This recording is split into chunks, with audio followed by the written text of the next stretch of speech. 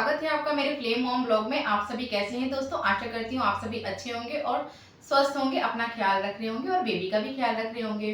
तो दोस्तों आज मैं वीडियो का थर्ड पार्ट लेके आई हूँ जिसमें मैं आपसे शेयर करूंगी अपनी सेकंड सी सेक्शन डिलीवरी के बाद का एक्सपीरियंस दोस्तों।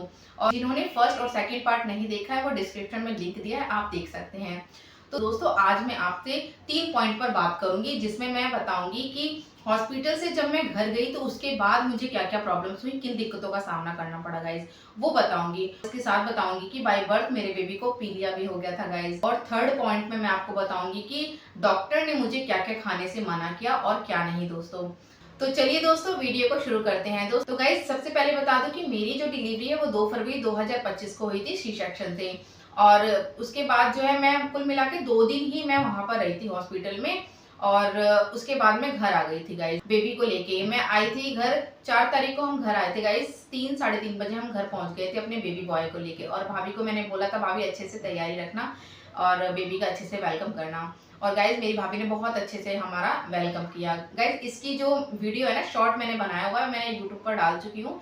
मैं डिस्क्रिप्शन में लिंक दे दूंगी, अगर आप देखना चाहें तो आप वो शॉर्ट देख सकते हैं। और हाँ, छठी का भी शॉर्ट, जो हमारे में बेबी 6 दिन का हो जाता है ना उसका छठी पूजन करते हैं, उसका भी शॉर्ट डाला है। और 12 दिन के बाद भी जो हम सेलिब्रेशन करते हैं बेबी के साथ में, वो भी मैंने वीडियो डाली हुई है, आप जरूर देखना, अगर आपको मन करे तो आप देख सकते हैं गाइज। तो गाइज उसके बाद जब हम बेबी को लेकर आए, बेबी का वेलकम वगैरह हुआ, लेकिन उसके बाद गाइज हमें अपने बेबी को वापस ले जाना पड़ा हॉस्पिटल गाइज, क्योंकि हमारे बेबी को जो है बाई बर्थ पीलिया निकल चुका था गाइज, पीलिया की शिकायत हो गई थी। तो हालांकि हम घर नहीं आते बेबी को लेकर के, वहीं हम एडमिट कराने वाले थे। डॉक्टर ने बोला था कि भाई छोटा बेबी है गाइस, 2-3 दिन का बेबी है और रिस्क नहीं ले सकते थे हम, इसलिए बेबी को हमें वहाँ आईसीयू में भर्ती कराना था। तो गाइस मेरी कंडीशन देखते हुए मेरे हस्बैंड जो है मुझे घर छोड़ने के लिए आए थे। और मैंने सोचा चलो बेबी को भी लेकर आ जाते हैं, इस बहाने बेबी का वेलकम भी कर लेंगे।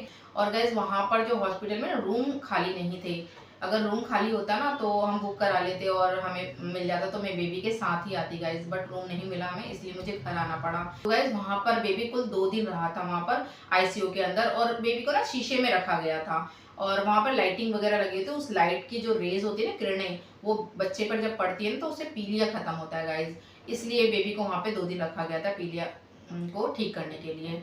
और गाइज मेरा बेबी नहीं, वहाँ पे बहुत सारे बेबी थे जिनको बाय बर्थ पीलिया हुआ था गाइज, किसी को थोड़ा, किसी को ज्यादा, किसी को कुछ ऐसे करके था। और गाइज पता है आपको, जब बेबी आईसीयू में भर्ती था ना तो मुझे बहुत प्रॉब्लम हुई कि जो मेरा ब्रेस्ट था ना वो बहुत ज्यादा टाइट हो गया था, पत्थर की तरह होने लग रहा था।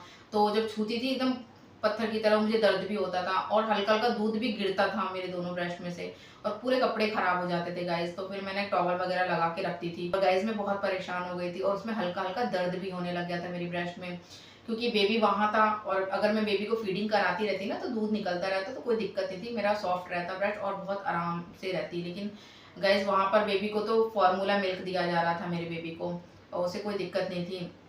तो गाइज फिर मैंने डॉक्टर से बात की कि मैम मेरे ना ब्रेस्ट में मतलब दर्द हो रहा है और पत्थर सा होता जा रहा है। तो उन्होंने कहा ऐसा नहीं होना चाहिए, पत्थर वगैरह नहीं बनने देना है इसको, तो आपको क्या करना है, गर्म पानी से सेकाई करनी है। उन्होंने बोला था गर्म पानी करके, वो जो रबड़ की थाली आती है ना उसमें गर्म पानी करके गाइस मैंने खूब सेकाई की। जब मेरा ब्रेस्ट ना सॉफ्ट हो गया ना तो फिर उन्होंने बोला था जब सॉफ्ट हो जाए तो दूध निकालना। तो गाइस मैंने अपने हाथों से बहुत निकालने की कोशिश की, बर्तन में खूब सारा निकालती थी गाइस। और पीला पीला जो माँ का दूध होता है वो निकलता है गाइस, तो वैसे निकलता था, जो निकालते थोड़ा आराम मिलता था। तो ऐसा, लेकिन गाइस मैं फिर भी बहुत परेशान थी क्योंकि हर 1 घंटे के बाद फिर जमने लगता था वो।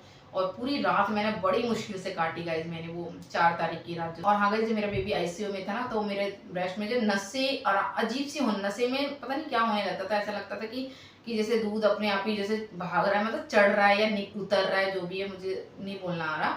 तो कुछ अजीब सा फील होने लगता है दूध के अंदर, ब्रेस्ट के अंदर हमारे। तो मैंने मम्मी से पूछा, मम्मी मुझे अजीब सा क्यों फील हो रहा है मेरे ब्रेस्ट में? मम्मी कह रही वो बच्चे का मन करता है ना दूध पीने का, तो तब हम माँ का जो ब्रेस्ट होती है तो उसमें ना दूध चढ़ने लगता है, मीन्स आने लगता है। तो मैंने कहा अच्छा है। तो फिर उसके बाद तो मम्मी कह रही बेबी का मन कर रहा होगा दूध पीने का इसलिए हो रहा है। मैंने कहा, फिर मैं छटपटाने लगी गाइज, नहीं मुझे बेबी के पास जाना है, उसको दूध पिलाना है। तो गाइज मैंने फिर जिद करी, तो मेरे हस्बैंड मुझे आए लेने के लिए, फिर मैं गई बेबी के पास और फिर बेबी को आईसीयू में से निकाल के उन्होंने लपेट करके मुझे दिया। फिर मैंने बेबी को ना फीडिंग कराई गाइस, जब फीडिंग कराई तो मुझे आराम मिल रहा था और बेबी भी मतलब अच्छे से मेरा दूध पी रहा था, मुझे अच्छा लग रहा था।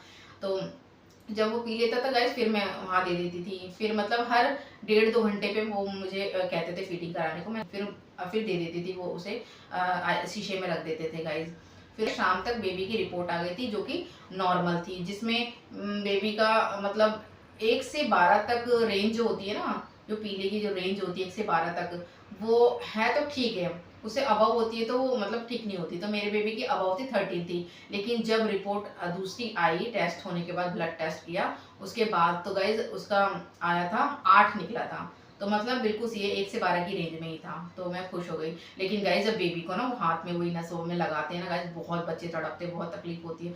उसका हाथ ना बिल्कुल नीला नीला सा हो गया था। बहुत उसको देख के ही मुझे तकलीफ हो रही थी, क्योंकि मेरे खुद लगा था। तो सोचो छोटे से बच्चे कैसे सहते होंगे उस समय, तो उन्हें कितना दर्द होता होगा गाइज।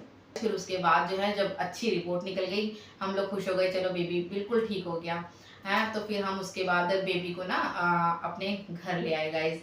तो उस दिन थी 6 तारीख जब हम बेबी को घर लेकर आए थे, और अगले ही दिन 7 तारीख थी, जो कि मेरी बेबी के पूरे 6 दिन हो गए थे गाइज। 6 दिन हो गए थे, और हमारे में 6 दिन पे वही छठी पूजन करते हैं गाइज।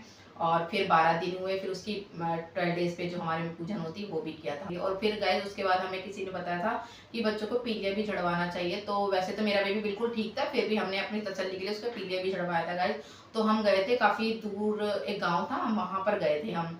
तो वहाँ पर एक पंजाबी फैमिली थी, जिन्होंने मतलब जिनमें एक बुजुर्ग महिला थी, उन्होंने अम्मा ने जो है मेरे बेटे का जो है पीलिया झाड़ा उन्होंने गाइज। पता नहीं एक बर्तन सा लेते हैं, उसमें ऑयल डालते हैं और खूब मंत्र वगैरह वो पढ़ते हैं, ऐसे ऐसे मतलब मिलाते जाते हैं बच्चे के सर के ऊपर रखकर, और फिर वो अपने आप ही वो झाग बन जाता है। फिर माँ को या कोई भी हो, फिर वो झाग को ना जमीन पर गिराना होता है। तो ऐसे ही मैंने मेरे बेबी का मतलब पीलिया ऐसे झड़वाया था गाइस हमें। तो हम 2 बार गए थे पीलिया झड़वाने के लिए, उसके बाद हम आ गए। लेकिन गाइस हम लोग इन चीज़ों पे ज़्यादा विश्वास नहीं करते, लेकिन किसी के कहने पर हम गए जरूर थे। लेकिन हमने उसका पूरा ट्रीटमेंट करवाया था हॉस्पिटल में भी। तो दोनों ही चीज़ कराई थी। और गाइस एक चीज़ और बताती हूँ मैं आपको, बहुत मज़ेदार है कि हम जब वहाँ पर गए थे ना पीलिया झड़वाने के लिए, तो वहाँ पर जो पीलिया झाड़ रही थी ना, तो उनका एक्सपीरियंस आप सुनना गाइस। पता है, और उनसे उन्होंने मुझसे पूछा कि तुम्हारा क्या हुआ है बेटा, ये बेटी है ये, क्योंकि मैंने ढक रखा था उसे। तो मैंने कहा नहीं अम्मा, मेरा बेटा हुआ है। फिर कह रही कितने बच्चे तुम्हारे, मैंने कहा 2 ही हैं और दूसरा भी बेटा हुआ है, मुझे बेटी चाहिए थी। तो वो हंसने लगी गाइस। फिर मैंने कहा आप क्यों हंस रही है? कह रही बेटा मेरे भी इसी चक्कर में 3 बेटे हो गए, उन्हें भी बेटी चाहिए थी गाइस। तो उनका पहला बेटा था, फिर दोबारा बेटी के चक्कर में फिर बेटा हो गया था। फिर तीसरा उन्होंने फिर रिस्क लिया कि नहीं चलो एक कर लेते, क्या पता लड़की हो जाए। फिर से लड़का हो गया गाइस। जब उनकी बात सुनी तो मैंने कहा बाप रे, इसका मतलब मैं अगर तीसरा ट्राई करने की कोशिश करूंगी तब भी फिर लड़का ही हुआ, तो इसलिए गाइस मैंने कान पकड़ ली, नहीं गाइस नहीं, अभी मेरे से नहीं हो सकता, और ऑपरेशन में झेल नहीं सकती। क्या करें, जो कमी है वो तो कमी रहेगी ही गाइस। खैर कोई नहीं। तो गाइज उसके बाद फिर जब बेबी का पीलिया वगैरह झड़ गया था, फिर हम अपने घर आ गए थे गाइज। तो गाइज अब बात करती हूँ अपने सेकंड पॉइंट की, कि घर जाने के बाद ना मुझे किन किन दिक्कतों का सामना करना पड़ा था। तो गाइज टांकों की बात करूँ तो गाइज टांकों में बहुत दर्द होता था, क्योंकि 2 ही दिन हुए थे मेरी डिलीवरी को, और गाइज डॉक्टर ने डिस्चार्ज कर दिया था। और गाइज जबकि मेरे जो पहला बेटा था ना, तो उसमें 7 दिन तक मैं हॉस्पिटल में रही थी गाइज। वो बहुत बड़ा हॉस्पिटल था, वहाँ 7 दिन तक मैं रही थी। तो मुझे उतनी ज़्यादा प्रॉब्लम नहीं आई थी जितनी कि इस मतलब डिलीवरी में हुई मुझे। तो जब मैं आ गई थी घर पे, तो गाइस जब मैं सोती थी ना, तो अगर मैं 1-2 घंटा एक साइड सो गई, तो दूसरी साइड मतलब पलटने में या करवट लेने में वो हालत वो खराब हो जाती थी ना मेरी, इतना पेन कि चीख निकल जाती थी। तो मेरी मम्मी भी बहुत गुस्सा करती थी कि मतलब मुझ पे नहीं, डॉक्टरों पे, कि कैसे हैं डॉक्टर, इन्होंने इतनी जल्दी डिस्चार्ज कैसे कर दिया पेशेंट को, ऐसे नहीं करना चाहिए उन्हें। और गाइज यही नहीं, जब मैं वॉशरूम जाती थी ना टॉयलेट करने के लिए, तो बैठ तो पाती नहीं थी मैं, मतलब हल्का से ऐसे झुक करके कोशिश करती कि बैठ, लेकिन टाँकों में दर्द होता था। तो गाइस मैं मतलब आधा बैठती थी आधा खड़े रहती तब टॉयलेट करती थी, और मम्मी का सहारा लेकर के करती थी। तो टॉयलेट करने में भी डर लगता था, कि इसलिए मैं पानी भी कम पीती थी ताकि ज़्यादा टॉयलेट ना आए। जबकि गाइस ये बहुत गलत है, पानी हमें हमेशा पीते रहना है, क्योंकि हमारे बॉडी को ना हाइड्रेशन की ज़रूरत होती है उन दिनों में। तो हमें खूब पानी पीना चाहिए, जो कि मैंने गलती करी, कम पानी पीती थी और गुनगुना पीती थी मैं, ताकि मेरा पेट ना बाहर निकले। और इस डर से भी पीती थी कि ज़्यादा पीऊँगी तो मेरा पेट बाहर निकल जाएगा, इसलिए मैं पानी भी कम पीती थी, जबकि हमें ऐसा नहीं करना चाहिए। कि डॉक्टर ने कहा था कि पानी खूब पीते रहना, क्योंकि अगर पानी नहीं पियोगे तो बॉडी में मतलब कमी हो जाएगी पानी की और आपको मतलब घबराहट होगा, चक्कर भी आ सकता है गाइज। और गाइज मेरे साथ ऐसा हुआ था। गाइज जब मैंने अच्छे से पानी पीना चालू किया, गुनगुना पानी, तब मेरे को जाके मतलब चक्कर, थोड़े राहत मिली चक्कर में मुझे। और इसके साथ साथ गाइज मेरे सर में भी बहुत दर्द रहता था। मैंने कहा ये क्या हो रहा है, मेरे सर में इतना दर्द क्यों है। तो हालांकि मैं सर बांध के रखती थी, हमारे में कहते हैं ना जापे वाले शरीर में सर को बांध के रखना चाहिए गाइज, तो मैं बांध के रखती थी। लेकिन तेल वगैरह में डालना भूल जाती थी हैं, तो मेरी मम्मी जैसे अदर काम में लग जाती थी तो मैं भूल गई, तो फिर मेरे सर में दर्द होने लगता था। मम्मी कहती थी सर में तेल रखा कि नहीं रखा, मैंने कहा मम्मी भूल गई। मम्मी तुम भूल जाती, फिर मम्मी कहीं डेली मेरे सर में तेल रखने लग गई और खूब सारा तेल भर भर के रखती थी मेरे, और मैं बांध लेती थी फिर सर। तो गाइस सर में तेल रखना बहुत ज़रूरी होता है, इससे हमारे सर दर्द को रिलीफ मिलता है। और सच में मेरे को नींद भी अच्छी आती थी जब मैं तेल वगैरह रख के सर में सोती थी। और दिन में 2 बार रखती थी गाइस मैं सर में तेल, बहुत अच्छे से मतलब चिपोड़ कर एकदम रखती थी। कोई नहीं यार, जापे का शरीर हमें ठीक भी तो होना है, क्या करें। सुंदरता गई तेल लेने, पहले तो भैया तेल लगाओ खूब सारा। तो गाइस मैंने खूब तेल लगाया अपनी इस मतलब 1 महीने तक मैंने अच्छे से तेल रखा अपने सर पे, 1 या 1.5 महीने तक रखा गाइस मैंने। और अभी भी रखती हूँ, हफ्ते में 2 बार तो रखती हूँ अच्छे से भर के तेल। तो गाइस इससे मेरे सर दर्द को रिलीफ मिला। उसके बाद गाइस जो है मुझे क्या प्रॉब्लम आई थी, कॉन्स्टिपेशन की प्रॉब्लम आई गाइज। ये जब डिलीवरी होती है सी सेक्शन की गाइज, ये वाली चीज़ तो लगी रहती है अधिकतर 90% लोगों को तो हो ही जाती है लेडीज को। तो गाइज कॉन्स्टिपेशन की भी दिक्कत हो गई थी, गैस बनना, पेट साफ ना होना। तो फिर जब डॉक्टर के पास गई थी, उन्होंने बताया कि कॉन्स्टिपेशन है मैम, मुझे दिक्कत हो रही है। तो उन्होंने गाइज मुझे वो सिरप दिया था, तो वो पीती थी गाइज, तो अगले दिन बहुत अच्छे से मेरा पेट साफ हो जाता था। तो ये इस चीज़ से मेरे को राहत मिलती थी उस सिरप से। पेल्विक एरिया, अब मैं बताती हूँ पेल्विक एरिया में दर्द होता था कि नहीं अब डिलीवरी के बाद। पहले तो मेरा खूब होता था डिलीवरी से पहले, लेकिन गाइज कम 90% मेरा पेल्विक एरिया का दर्द चला गया था गाइज, 90%। क्योंकि भाई उस समय वजन भी था काफ़ी, मतलब पेट की वजह से जो है पेल्विक एरिया पे वजन पड़ता है, इस वजह से बहुत ज़्यादा पेन होता था। तो गाइज अब मेरा हल्का हल्का पेन होता था डिलीवरी के बाद, जब मैं घर आई ना तो हल्का 10% होता था, हल्का हल्का, ये नहीं कि रोने वाला चिल्लाने वाला, नहीं बिल्कुल भी नहीं, बहुत कम हो गया था दर्द। तो ये दर्द मेरा 2 महीने तक रहा गाइज, है ना, हल्का हल्का दर्द 2 महीने तक रहा है। फिर अभी तो नहीं हो रहा फिलहाल, आगे चल के देखते हैं क्या है। तो अब नहीं है पेल्विक एरिया में दर्द। तो जब मैंने डॉक्टर को बताया ना मैम अभी हल्का हल्का तो हो रहा है मुझे दर्द, तो फिर उन्होंने मुझे गाइज विटामिन डी दिया था, ये वाला दिखाती हूँ मैं आपको, ये ना ये शीशी, ये मैंने प्रेगनेंसी में भी खूब पिया था जब पेल्विक एरिया में दर्द होता था, दवाई भी दी थी उन्होंने।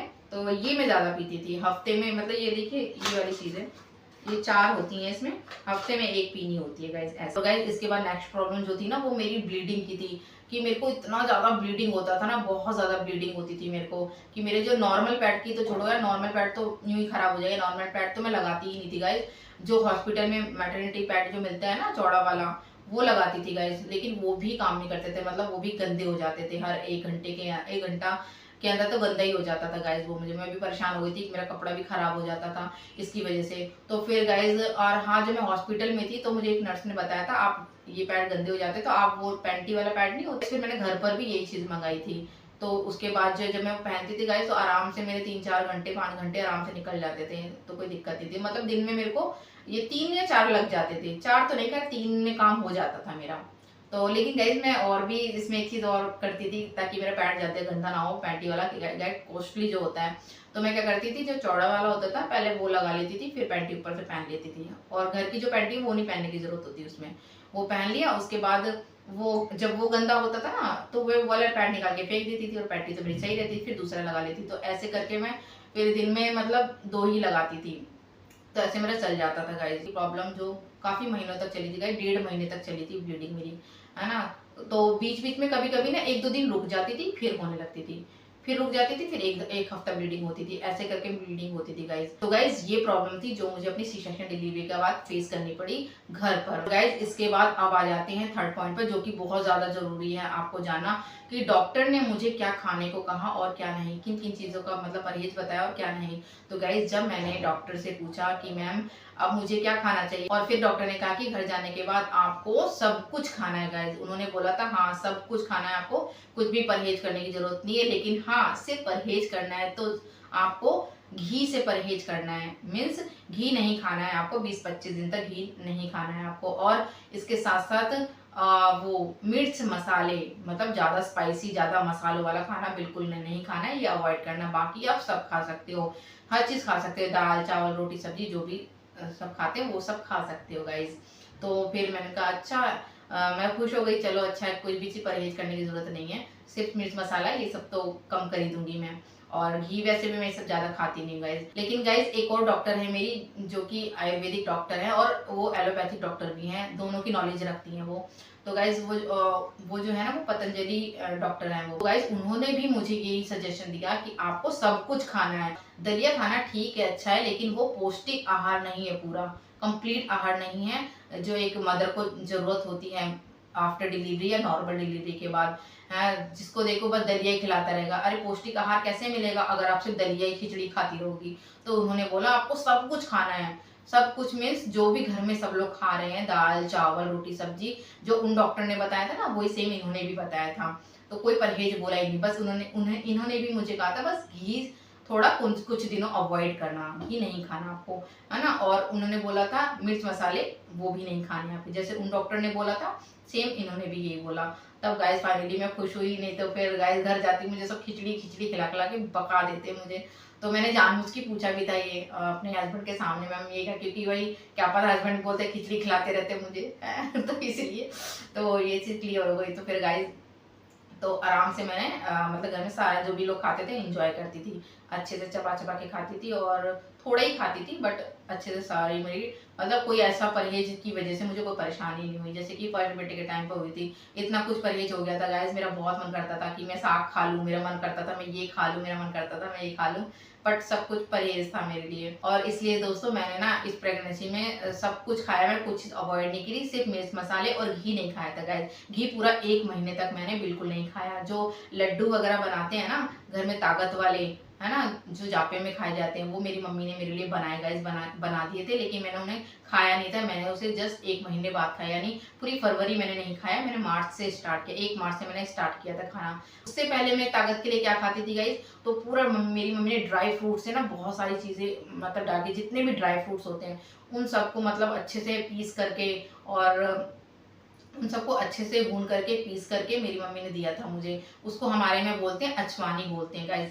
और दूध में पकाकर पहले मतलब दूध में पका करके उसे पीते हैं गाइस। चाहे थोड़ा सा बचा है, मैं इस पर वीडियो जरूर बनाऊंगी कि कैसे मतलब पीते हैं उसे। तो अगर आपकी सी सेक्शन डिलीवरी हो रही है, नॉर्मल डिलीवरी हो रही है, तो गाइस वो अचवानी भी पीना, आपको बहुत ताकत मिलेगी इससे, है ना।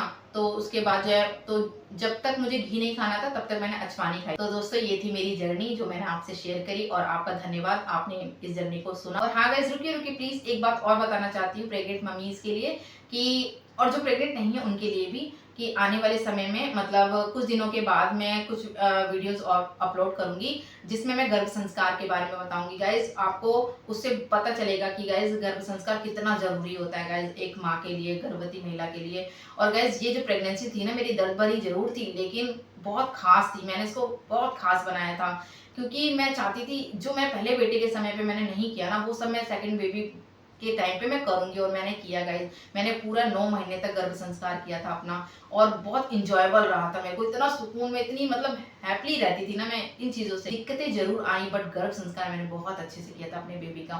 तो गाइज आप लोग मेरे ब्लॉग से जुड़े रहना। सर गाइज जब आपका बेबी आ जाएगा, चाहे बेबी गर्ल चाहे बेबी बॉय प्यारा सा जब आ जाएगा गाइज, उसके बाद आप मेरे चैनल से जुड़े रहना। मैं आगे और भी चीज़ें बताऊंगी कि कैसे मैं बेबी की मालिश करती हूँ, उसे क्या खिलाती हूँ, और कैसे उसकी एक्टिविटीज़ कराऊंगी मैं। गाइज जब हमारे बेबी चलने लायक हो जाएंगे तो उनको कैसे प्लेवे मेथड के अकॉर्डिंग उन्हें पढ़ाया जाए ना, वो भी मैं सिखाऊंगी। बहुत इंजॉयबल होगा वो, क्योंकि मैं एक मदर टीचर रह चुकी हूँ गाइज, और 9 साल का एक्सपीरियंस भी है मुझे, और मेरा खुद का स्कूल भी था जो बंद कर चुकी हूँ, मैंने अपने फर्स्ट ब्लॉग में बताया था।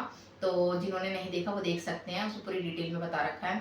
तो गाइज मैं आपको बताऊंगी कैसे बेबी को प्लेवे मेथड से पढ़ाया जाए, इसके साथ साथ जब बेबी लिखने लायक हो जाएंगे ना तो उनको कैसे हमें ग्रिपिंग कराना है पेंसिल को, कैसे उन्हें पढ़ाना है, इसके साथ साथ उन्हें कर्सिव कैसे सिखानी है, उन्हें जो है जो छोटे छोटे वर्ड्स हो, ये सारी चीज मैं आपको बताऊंगी अपने आने वाले ब्लॉग में गाइस, इसलिए मेरे चैनल से जुड़े रहना। तो दोस्तों आई होप आपको वीडियो पसंद आई होगी, अगर हाँ तो प्लीज चैनल को लाइक एंड सब्सक्राइब जरूर करना। यार आप देख लेते हो तो सब्सक्राइब नहीं करते हो, अगर सब्सक्राइब कर लेते हो तो देखने के बाद कमेंट नहीं करते हो, या कमेंट कर देते हो तो लाइक नहीं करते हो। प्लीज कुछ तो करिए इसमें से। चलिए मिलते हैं नेक्स्ट ब्लॉग में। धन्यवाद।